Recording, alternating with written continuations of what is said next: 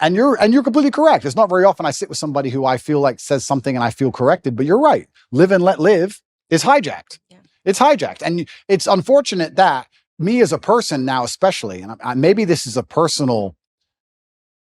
of a personal thing. Maybe this is more of a personality trait where I'm in the position I'm in. I'm saying what I believe is the truth, and I'm out here trying to help people, and I'm saying about the difficulties I went through in my life so others don't have to go through them, just as you said. But if somebody doesn't want to listen to me, I'm like, okay, you don't want to listen to me. I don't care. You do what you want. But that live and let live mind frame can be hijacked, because when I'm saying to people, okay, don't do what I want, or don't do what I believe to be good, don't do what God believes to be good, do what you want, I don't care. And then they get in a large enough group and they end up attacking morality. It redefines, normalcy, it redefines morality. And, I recently was sitting down having a conversation with a friend of mine, Brandon, and when I first got into politics, I wasn't so staunchly against homosexual marriage. I didn't speak out on certain things, abortion. And then I saw it firsthand. I just examined just the differences in my relationships with heterosexual couples and homosexual couples. And homosexual couples, I'm talking about two men. You don't realize that God designed a man to be with a woman because it prevents men from giving entirely into the worst components of who men are.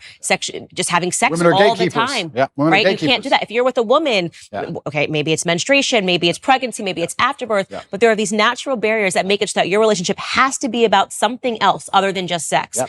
When I'm with my homosexual friends, they talk about sex. I don't think they realize that heterosexual couples don't just sit down for lunch and be like, we banged 20 times last night because we could. They think that that's normal. Sure. So then you talk about how that bleeds into pornography, that bleeds into wanting to talk about sexuality in the classroom, how that might bleed in to suddenly wanting to speak to children about sex and this is all normal. It's actually not normal, but because it's normal in a homosexual relationship, you think that it's actually normal. Totally right. And so I have suddenly realized, and this is why I've become so staunchly conservative, how it all bleeds into everything. And there is such a thing as objective rightness, and there is such a thing as objective wrongness. Completely correct. And I agree with absolutely everything you just said. So my question would be then, what do we do? Do we force everybody to be Christians, or force everybody to be religious, or how do we do it? Well, I think the first thing is having the courage to talk about it. And nobody even talks about these topics anymore because they just go, oh, they've won, so we need to let this go. And more you're seeing culturally, people are afraid of being canceled. I mean, what I just said to you is grounds for a cancellation. How dare you question this? How dare you?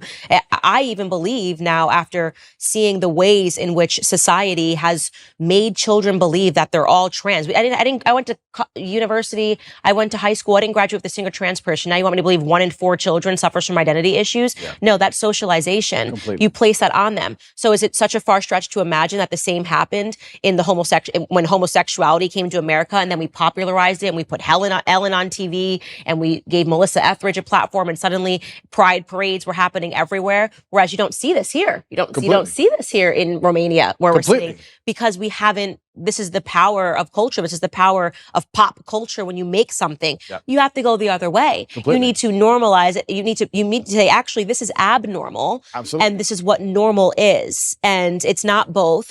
So yeah, I've become very conservative in all of these perspectives. And you're completely correct. You nailed it. When I said, do we force everyone to be Christian? You nailed it by changing to the exact thing I was going to say. It's about culture. It's a cultural issue.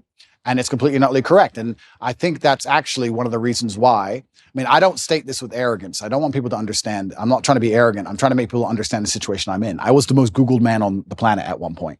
So I had a massive impact on the culture, and it was dragging in the complete opposite direction that the culture wants to move in. Mm-hmm. I'm dragging men in the complete opposite direction that the Satanists and the people who want to turn us all into slaves want us to go in. So I think that anybody who sits at home and realizes that my legal troubles appearing basically directly after that is a coincidence, then you're awfully naive.